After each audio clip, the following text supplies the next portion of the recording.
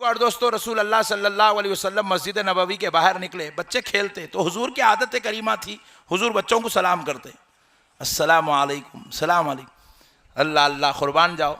बाप अगर बेटे को सलाम कराना, पूरी जिंदगी बेटा मर जाएगा मगर बाप के खिलाफ नहीं जाता। औलाद को फरमा बरदार बनाने का सबसे बेहतरीन तरीका है बेटे को सलाम करना। नया फार्मूला मिला आज आप लोगों को, नहारी उल्टी भी पकती बोल के सुन रहे आप लोग। प्यारे बुजुर्ग और दोस्तों, अगर बहू को आप चाहते हैं आपकी बहू अम्मा के घर को जा नहीं, तो आप क्या करना, बहू को सलाम करना, अम्मा अच्छे है बोल के खैरियत पूछना, सलाम करना, बहू को बोलना अम्मा अच्छे है बेटे, आप खैरियत पूछना, चाय ला के दिए तो चाय पी के दुआ देना, अम्मा तुम्हारा सुहाग सलामत रहो, तुम्हारा पेट ठंडा रहो, तुम्हारे बच्चे अच्छे रहो, तुम खुश रहो, ऐसी दुआ दो। फिर मैं देखता हूं कौन सी बहू है घर को जाती है अम्मा के, उसको अम्मा के घर से प्यार, अम्मा के घर से ज्यादा प्यार जब ससुराल में मिला तो जाती कहीं कुजी। हम लोग यहाँ उठे की ताने, बैठे की ताने, लेटे की ताने, आते की ताने, जाते की ताने, तुम्हारे अम्मा ये सिखाए, तुम्हारे बाबा ये सिखाए, ये करे, ऐसा बोले थे ना, वैसा बोले थे ना। उन्हें सुनते सुनते उन्हें बोलती ये जो है रेडियो सुनने से बेहतर है जाके 4 दिन सुकून से रह के आती हूं मैं। प्यारे बुजुर्ग और दोस्तों, हमने इस्लाम छोड़ दिया, सिर्फ हम नाम के मुसलमान रह गए, हमारे पास इस्लामी तालीमात नहीं है, अखलाक नहीं है, तहजीब नहीं है, इंसानियत नहीं है। हमने सारी चीजों को फरामोश कर दिया है, हम बदअखलाक हो गए, हम बेदीन हो गए, हमारे अंदर से इंसानियत खत्म हो चुकी है, हम शरारत के इमाम बन चुके हैं, शराफत हमसे पनाह मांगती है और हम हर बुराई को अपने गले से लगा के जिंदगी गुजार रहे हैं। इसलिए आज हमारा बेटा हमारा नहीं है, आज हमारी बहू हमारे को साथ देने तैयार नहीं है, आज हमारी औलाद हमारे पीछे चलने तैयार नहीं है। रसूल अल्लाह सल्लल्लाहु अलैहि वसल्लम मस्जिद नबवी के बाहर निकले, बच्चे खेल रहे थे, सरकार ने बच्चों को सलाम किया। उन बच्चों में एक यहूदी की बच्ची भी खेल रही थी। वो यहूदी की बच्ची देखी, आहा सुभान अल्लाह, ये इतने लोग तो हैं मगर इतनों में करम नवाज आमिना का लाल है। बच्ची किसी सहाबी के पास नहीं बल्कि आमिना के लाल के पास आई, आके सरकार का हाथ पकड़ ली। क्या करी? सरकार का हाथ पकड़ ली। नबी पाक सल्लल्लाहु अलैहि वसल्लम ने उस बच्ची के चेहरे पर, सर पर हाथ फेरा, रहमत वाला शफकत वाला दस्ते अक़दस फेरा। बच्ची ने नबी पाक से कहा आप मेरे घर को चलिए, जरा जोर से कह दें, छोटी बच्ची है, कहा मेरे घर को चलिए, मेरे घर को चलिए। हाथ पकड़ ली हुजूर का, कह रही अल्लाह अल्लाह, सारी कायनात का आका मेरे भाई, जो जहां चले अबर जिसके ऊपर साया करता था, जो जहां चले फरिश्तों की जमात उसके पीछे फिरा करती थी, उसके एक इशारे पर दुनिया का तख्ता पलट दिया जाता था, जो इशारा कर दे तो चांद के टुकड़े हो जाते हैं, जो दुआ कर दे तो सूरज पलट जाता है, जो रब से कह दे तो रब अपनी रहमतें उंडेल देता है। वैसा हबीब, एक बच्ची यहूदी की बेटी उंगली पकड़ती है, कहती है कि आप मेरे घर चले। आमिना का लाल अपना काम छोड़ता है, बच्ची का दिल रखने उसके घर को चला जाता है। अल्लाह अल्लाह, उसके घर को चला जाता है। आज हमारे पास शादियों में, दावतों में, मैयतों में दामादा नहीं आ रही। पूछे क्या हुआ रे बड़े भाई, निया मेरे को फोन पे बोले नो, फिर क्या मैयत को घर को लाके तेरे पास लिटा के लेके जाना था? नहीं, दूल्हा दुल्हन को लाके तुम्हारे घर में बिठा के तुम्हारे से पसंद पूछ के कर लेना भाई, प्लीज इजाजत है, ऐसा पूछना था क्या दामाद है तो? इतने खतरनाक हो गए मेरे भाई, कोई अदब नहीं, कोई एहतराम नहीं। अपने लोगों का फोन आते ही रिसीव करते, सास का, ससुरे का, साले का फोन दिखा तो साइलेंट मोड पे डाल देते। काई को ऐसा करते रे बड़े भाई? ऐसा करे तो मालूम होता अपन दामाद है। लो गम्मत, अरे जिहालत का नाम दामाद है, शरारत का नाम दामाद है, अल्लाह की नाफरमानी का नाम दामाद है। अल्लाह की लानत है ऐसे लोगों पर। मेरे प्यारे बुजुर्ग और दोस्तों, दामाद होने का यह मतलब नहीं है कि आप अकड़ते फिरो। दामाद होने का यह मतलब है कि आप खानदान में मोहब्बत के फूल बिछाते फिरो, आप खानदानी मामलात को जोड़ के रखो। कभी बाप बेटी को तकलीफ में मुब्तला मत करो, कभी अपनी बीवी को उसके माँ के साथ फितनों में, इंतशार में, इख्तिलाफ में, तकलीफ में मुब्तला मत करो। खुदा की कसम ये रिश्ता भी हमारे लिए जन्नत में जाने का जरिया बन जाएगा। रसूल अल्लाह सल्लल्लाहु अलैहि वसल्लम को यहूदी की बच्ची ने हाथ पकड़ा, अपने घर को चलने का। हुजूर चले गए घर को, अल्लाह अकबर, हुजूर घर को चले गए।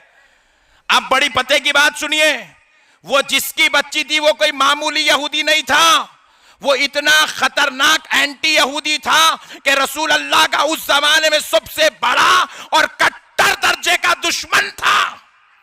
हुजूर की हर अदा पे इख्तिलाफ करता था, हुजूर के हर बयान पे फितना खड़ा करता था, हुजूर के हर अमल पे जो है तोहमत और इल्जाम लगाता था, हुजूर की हर बात के ऊपर नौज बिल्लाह एक नया इख्तिलाफ, नया फितना, नया इंतशार खड़ा करता था। और जब उसकी बच्ची ने हाथ पकड़ के कहा मेरा नबी अपने दुश्मन के घर को तशरीफ ले जा रहा है, सरकार गए उसके घर में बैठ गए।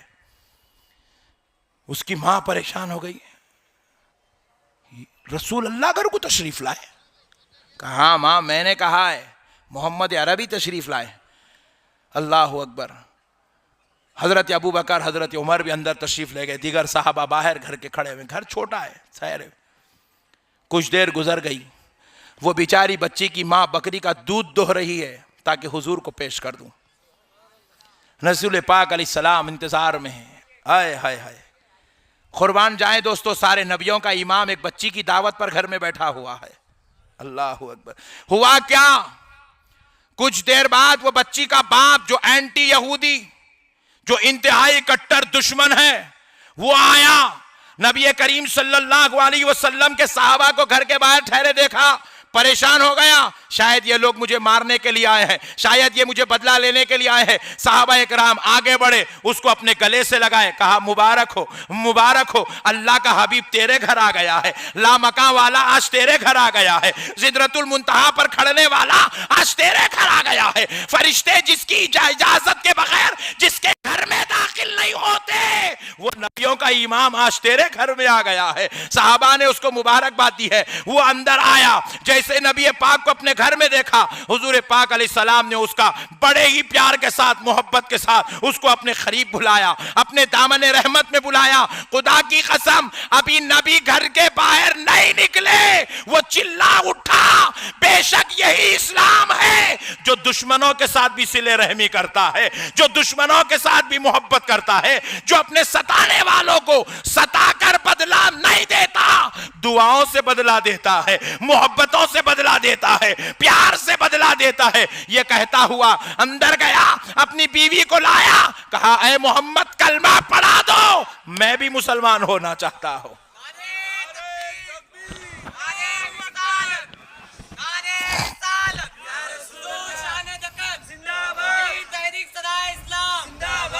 ये हमारे अखलाक है दोस्तों। हमारे नबी ने हमको ये पैगाम दिया दोस्तों। हमारे नबी ने रिश्तेदारियों को तोड़ने का पैगाम नहीं दिया। हमारे नबी ने हमको मिल्लत के साथ, रिश्तेदारों, खानदान वालों के साथ बदसलूकी करने का पैगाम नहीं दिया। नबी ने हमको बर्दाश्त का पैगाम दिया, सब्र का पैगाम दिया, मोहब्बत के साथ रिश्तेदारियां निभाने का पैगाम दिया, आपस में एक दूसरे से प्यार करने का पैगाम दिया, आपस में एक दूसरे के साथ मिलकर रहने का पैगाम दिया और मोहब्बतों को लेकर चलने का पैगाम दिया। दोस्तों सुनो, और एक बात बता दूं, लगे हाथों प्यारे दोस्तों सुन लें। फरमाया जाता है कि अगर कोई बहन यतीम, अगर कोई बहन बेवा हो जाए, उसके शौहर का इंतकाल हो जाए, उसके पास बच्चे होता है ना भाई, कई खानदानों में ऐसा होता है, बहन के शौहर का इंतकाल हो गया, बच्चे हैं छोटे छोटे, यतीम हो गए, उनके बाप का इंतकाल हो गया, यतीम हो गए। रसूल अल्लाह सल्लल्लाहु अलैहि वसल्लम फरमाते हैं, जो मेरी उम्मत के यतीमों को खाना खिलाएगा, हालांकि कोई गैर के बच्चे नहीं है, अपनी बहन के बच्चे या अपने भाई के बच्चे, भाई का इंतकाल हो गया या बहनोई का इंतकाल हो गया, हुजूर कहते हैं जो मेरी उम्मत के यतीमों को खाना खिलाएगा, जो मेरे उम्मत के यतीमों को कपड़ा पहनाएगा, जो मेरी उम्मत के यतीमों के दर्द और गम में शरीक होगा, जो मेरी उम्मत के यतीमों को खुशियां बांटेगा, उनके सरों पे हाथ रखेगा, उनका साया बन जाएगा, उनका सरपरस्त बनेगा, उनका जिम्मेदार बनेगा, उनको अपनी औलाद की तरह पालेगा, रखेगा। हुजूर कहते हैं, सुनो मुसलमानों, हुजूर कहते हैं जन्नत में मैं और वो यतीमों की सरपरस्ती किफालत करने वाला इस तरह मुलाकात करेंगे, इस तरह मुलाकात करेंगे। ये उंगलियों को हुजूर ने उंगलियों के बीच में डालकर कहा, मैं और यतीमों की किफालत करने वाला जन्नत में इस तरह मुलाकात करेंगे। आप बताएं दोस्तों, जो मजहब रिश्तेदारियों का इतना पासो लिहाज रखता हो, वैसे मजहब में माँ बाप से लड़ना, भाई बहनों से लड़ना, रिश्तेदारों से लड़ लेना, आपस में इख्तिलाफ करना, आपस में इंतशार पैदा करना, ये कहां की इंसानियत है? वैसे मजहब में अंदर ऐसे काम करना, ये कहां के अखलाक है? ये कौन हमको सिखाया है? ये चीजें हमको कहां से मिली है? याद रखो दोस्तों, ऐ मुसलमान भाइयों, अल्लाह के वास्ते रिश्तेदारियों को दुरुस्त करो, आपस में मोहब्बतों को फैलाओ, इख्तिलाफ खत्म करो, फितनों को मिटाओ। अगर बीवी से गलती है तो नादान है समझकर माफ कर दो। अगर छोटे भाइयों से गलती है तो समझो कि अभी छोटे हैं, कमजोर अक्ल के, ये कहकर माफ कर दो। बड़ों से गलती हो जाए तो कहो, सोचो बूढ़े हो गए हैं, खून ठंडा हो गया है, तबीयतों में चिड़चिड़ाहट हो गई है, बीपी और शुगर ने उनको अपना दोस्त बना लिया है, वो बीमारियों में घिरे हुए हैं, ये सोचकर बड़ों को माफ कर दो। अगर कुछ भी समझ में नहीं आए तो बस एक बात सोच लो, मैं इसलिए माफ कर रहा हूं ताकि मेरा अल्लाह खुश हो जाए। आपस में रिश्तेदारियों को लेके चलो, तोड़ने वाले मत बनो। अब आखिरी बात सुन लो, रसूल अल्लाह सल्लल्लाहु अलैहि वसल्लम इरशाद फरमाते हैं, जब कोई मुसलमान किसी मुसलमान से बात करना बंद कर देता है, अब यह रिश्तेदारी भी नहीं है, दोस्त से बात करना बंद कर देता है, मोहल्ले वाला मोहल्ले वाले से बात करना बंद कर देता है, सलाम बंद, खैरियत बंद, मिलना जुलना बंद, देखते कि मुंडी पलटा ले रहा। अपने पास बहुत है ऐसे भाया, बहुत है, गली गली में ऐसे भाया हमारे, देखते मुंडियां पलटा लेते पट्टे। रसूल अल्लाह सल्लल्लाहु अलैहि वसल्लम फरमाते हैं, जब दो मुसलमान आपस में बात करना बंद कर देते हैं, सलाम खैर खैरियत का ताल्लुक खत्म हो जाता है, बातचीत बंद हो जाती है, हुजूर कहते एक जुमा गुजरने पर उनके दिल पर एक काला नुक्ता पड़ता है। कितना? एक काला नुक्ता। दूसरा जुमा गुजरता है तो हुजूर कहते हैं उनका आधा दिल काला हो जाता है। हुजूर फरमाते तीसरा जुमा गुजरता है तो उन मुसलमान का पूरा दिल काला हो जाता है, पूरा दिल काला हो गया।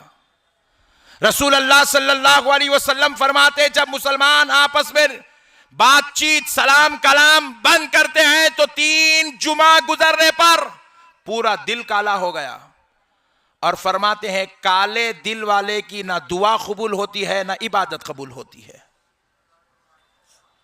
अब वो मामला बंदे बंदे का नहीं रहा, अब वो मामला रब के हवाले हो गया है।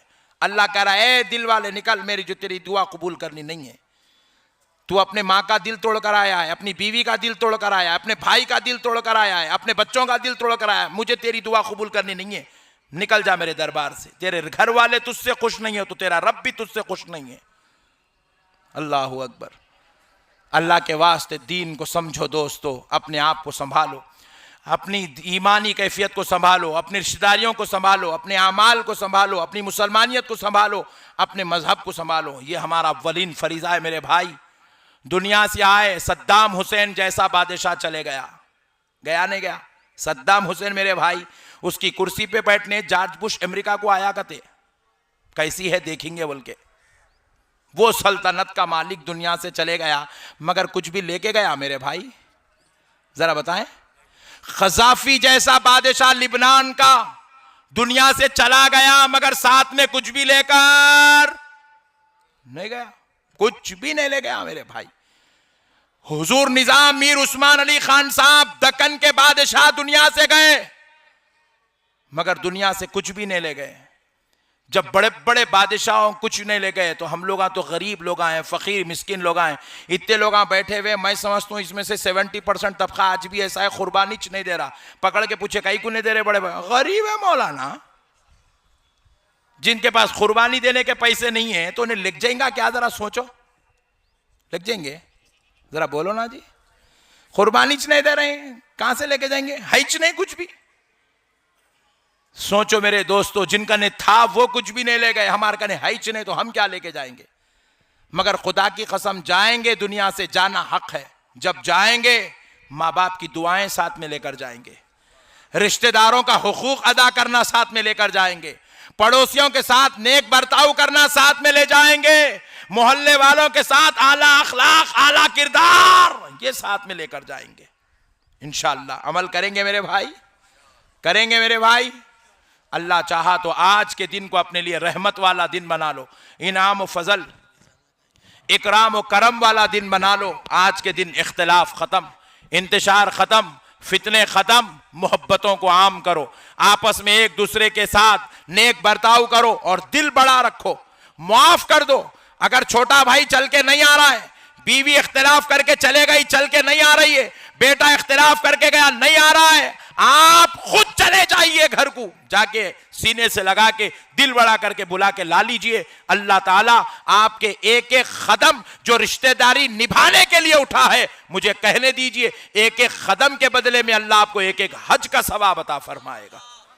रिश्तेदारियों को निभाना बड़ी बात है दोस्तों।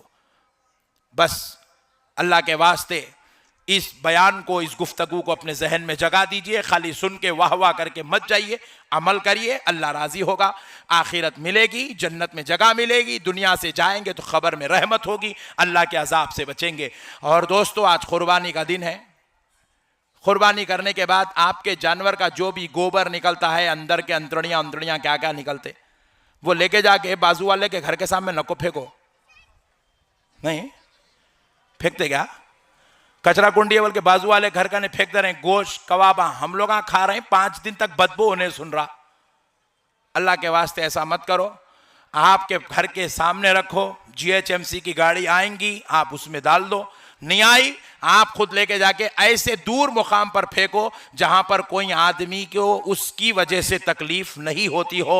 यह भी कुर्बानी का एक हक है कि हमारे जानवर की गलाजत की वजह से किसी पड़ोसी को या किसी गैर मुस्लिम को या किसी मुसलमान को तकलीफ नहीं होना चाहिए। प्यारे बुजुर्ग और दोस्तों, अब दूसरी बात सुन लीजिए कि जब आप कुर्बानी का जानवर काटेंगे तो उसका चमड़ा आप जामे निजामिया को देंगे। किसको देंगे भाई? जरा जोर से बोले। जामे निजामिया ये हमारे हिंदुस्तान का सबसे पहला मदरसा, हिंदुस्तान की धरती पर इस्लाम सरकार गरीब नवाज लेकर आए और हिंदुस्तान की धरती पर तालीमात इस्लाम सरकार बानी जामिया लेकर आए। हिंदुस्तान की धरती पर जो मदरसा सबसे पहला है, उससे पहले कोई मदरसा नहीं था। पहला मदरसा जो हिंदुस्तान की धरती पर है उसका नाम जामे निजामिया है। आप जामे निजामिया को अपना चमड़ा दीजिए, वो आपकी कुर्बानी के चमड़े का सबसे पहला हकदार है। मैं उम्मीद करता हूं कि आप हजरात इंशाअल्लाह ताला जो रसूल अल्लाह सल्लल्लाहु अलैहि वसल्लम के हुक्म पर जो जामिया लगाया गया है, आप उस जामिया को इंशाअल्लाह ताला अपना चिर्म कुर्बानी देंगे। और हबीब फातिमा नगर मस्जिद में, मस्जिद फातिमा सैयदा फातिमा के पास जामे निजामिया के चिर्म उसूल करने का मरकज बना है। मस्जिद मोहम्मदिया रहमत नगर यूसुफ गुड़े के पास भी जामे निजामिया के लिए चिर्म वसूल करने का मरकज बना है। आप वहां ले जाकर भी अपना चमड़ा जामे निजामिया को दे सकते हैं, या मस्जिद सैयदा फातिमा हबीब फातिमा नगर के पास भी आप अपना चमड़ा जामे निजामिया वालों को दे सकते हैं। इनको उनको देकर अपनी कुर्बानी के चमड़े को जाये मत करिए। जामे निजामिया आपका वलीन हक मुस्तहिक है, आपके चिर्म का, आपके कुर्बानी के चिर्म का आप जरूर वहां पर अपनी कुर्बानी का चिर्म जमा करेंगे। अब नमाज का तरीका तो बताने की जरूरत नहीं है क्योंकि आप लोग बहुत अच्छे पढ़े लिखे समझदार लोग हैं, लेकिन फिर भी बता देता हूं।